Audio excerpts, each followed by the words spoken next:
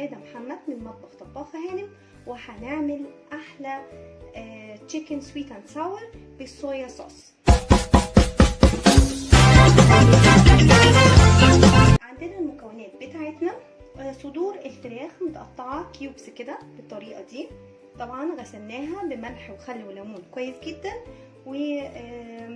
وقطعناها كيوبس بالطريقه دي، ما تبقاش لا رفيعه قوي ولا تخينه قوي. عندي طبعا ده نص كيلو، وممكن نعمل كيلو على حسب الرغبه.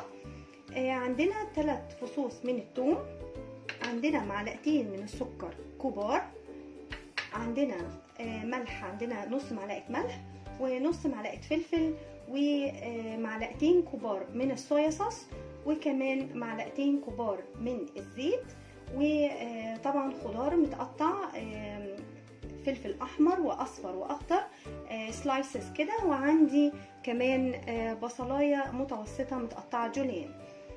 وطبعا عندنا الدقيق بتاعنا عشان هنبدر التشيكن بتاعتنا بالطريقه اللي هنقولها دلوقتي. بس دي كل المكونات بتاعتنا. هنعمل ستيب كده مع بعض. اول حاجه هنيجي نتبل الفراخ بتاعتنا بالليمون كده، هنقطع عليها او نحط عليها نص ليمون، وهنحط شويه فلفل اسود، وكمان نص معلقه من الملح ده على الفراخ بتاعتنا عشان نتبلها.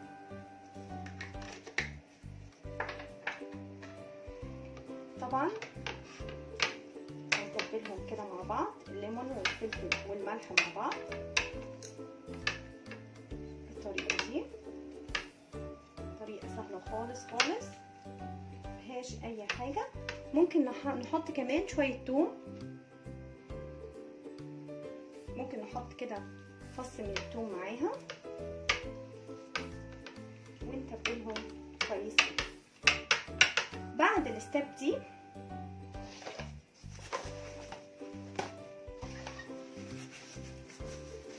هنيجي نعمل خطوه تانية، وهي عندنا الكيس اللي قلت لكم ايزي لوك ده اللي فيه ستيك كده بيتقفل، هنحط فيه دقيق.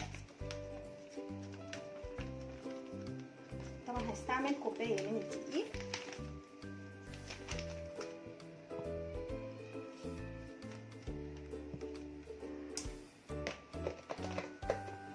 تمام كده، وهنحط فيها سلايسز كده بتاعه التشيكن عندنا، هنحطها جوه الكيس عشان نبدرها بالدقيق. نقفل طبعا الكيس بتاعنا، هوريكم زي ما عملنا في الجمبري وفي السمك الوقار. طبعا في ثانيه واحده اهو تبقى التشيكن بتاعتنا اتبدرت وبقت جاهزه للتحمير. هنحمرها في زيت، بعد ما نبدرها كلها نحمرها في زيت غزير ونطلعها.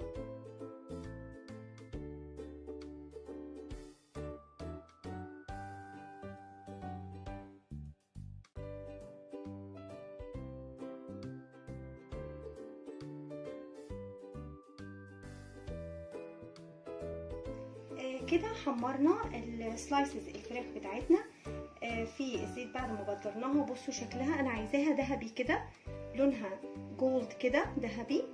وهنبدا نشوف الستيب الثانيه بتاعتنا ايه اهو، شايفينها؟ عايزه الكالر ده او اللون ده عشان يبقى التيست بتاعها حلو قوي لما نحطها في السويت اند ساور صوص مع الصويا صوص كمان. ممكن الفكره دي تتعمل وبنعمل برضو صوص كده ونرشه عليها، بيبقى طعمه تحفه. هنعملها برضو في حلقه تانية ان شاء الله.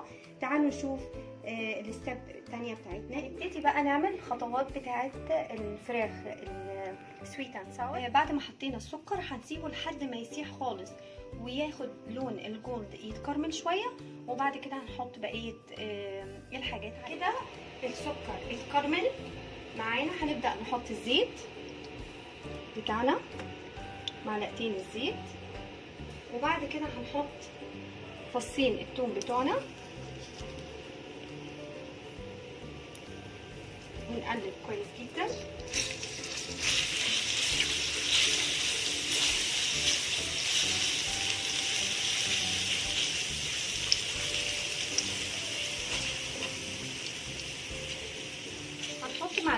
الصويا صوص بتاعنا. ممكن نحط الجبنه وممكن لا، مفيش مشكله. هنقلب وبعد كده نحط الميه بتاعتنا.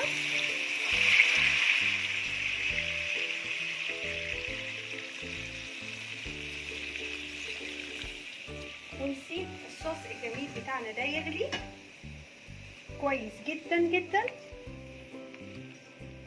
وبعد كده هنحط فيه الخضار بتاعنا.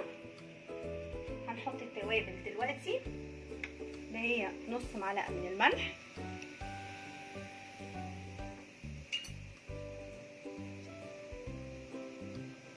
نص معلقه من الفلفل الاسود.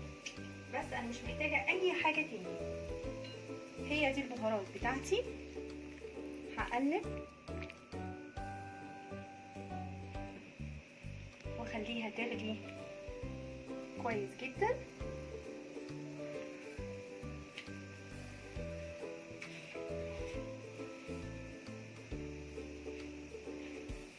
وبعد كده احط البصل اللي مقطعاه والفلفل الالوان كله في الصوص ده،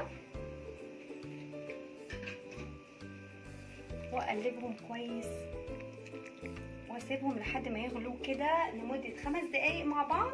وهحط بعد كده بعد ما حطينا الخضار لمده 5 دقايق وغلي مع الصوص ده، هنبتدي ننزل الفراخ بتاعتنا. اوريدي الفراخ احنا محمرناها بقت مستويه تماما السلايسز كلها، فيا دوبك هتنزل الدقيق اللي احنا بطرناها بيها ده في الصوص عشان يجمد شويه مع الصويا صوص، وهيبقى طعمه تحفه.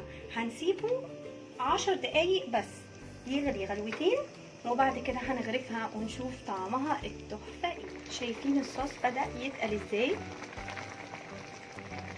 ده بعد 5 دقايق، 5 دقايق كمان وهنغرفها مع بعض. وعايزه اقول لكم على معلومه، انا الصويا صوص اللي انا جايباه ده لايت فاتح، في صويا صوص بيبقى دارك غامق بيدي كالر اغمق.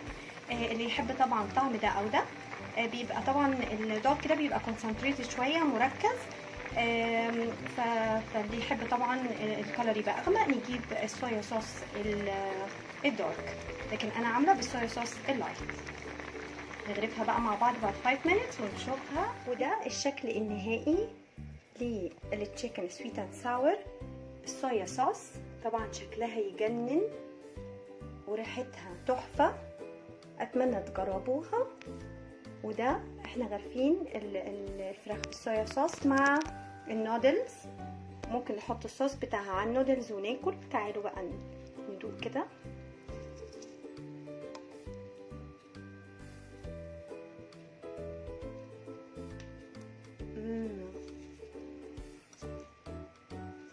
طعمها روعه يجنن، اتمنى تجربوها. لو عجبتكم الوصفه اعملوا لي لايك وشير وسبسكرايب. وكان معاكم غادة محمد من مطبخ طباخة هانم. اشوفكم في وصفه جديده وفي اكله جديده وفي حاجه حلوه زيكم جديده. والسلام عليكم ورحمه الله وبركاته.